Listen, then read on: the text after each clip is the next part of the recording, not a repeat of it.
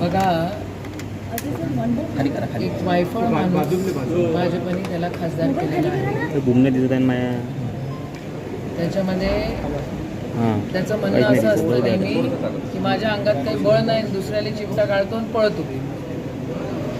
त्या राज्यसभेच्या खासदारावर गुन्हा दाखल झाला पाहिजे. कारण राहुल गांधी आमचे नेते आहेत, विरोधी पक्ष नेते आहेत देशाचे.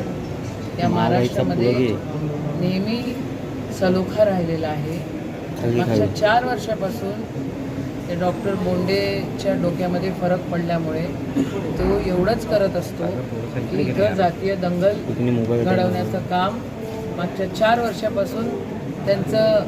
मला असं वाटतं आणि दुसरा मला डाऊट असा येतो की आदरणीय देवेंद्रजी फडणवीस हे त्यांना असं करायला लावतात. त्यांच्यावर गुन्हे दाखल झाले पाहिजे. आमचा सरळ प्रश्न असा आहे, असं जर पंतप्रधानांबद्दल जर कोणी बोललं असतं, त्या पोलिसांनी इन्क्वायरी केली असती का? थोडा वेळ लावला असता का? आज आम्ही पीसफुली याच ठिकाणी बसणार आहोत. जोपर्यंत गुन्हा दाखल होत नाही तोपर्यंत आम्ही उठणार नाही आहोत. लागोलागली 1 दिवस लावतात, 2 दिवस लावतात. अटकेची मागणी तुम्ही सोबत केलेली आहे. गुन्हा दाखल झाला पाहिजे आणि अटकही झाली पाहिजे, पण गुन्हा तर दाखल झाला पाहिजे पहिले. हे लोक बघायला पण तयार नाही आहे.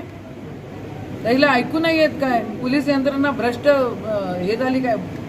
काय म्हणते, बहिरी झाली काय? गृहमंत्र्याचा दबाव पोलिसांवर असं तुमचं म्हणणं असेलच ना. आदरणीय देवेंद्रजी फेक नॅरेटिव्हचे बादशाहच आहे.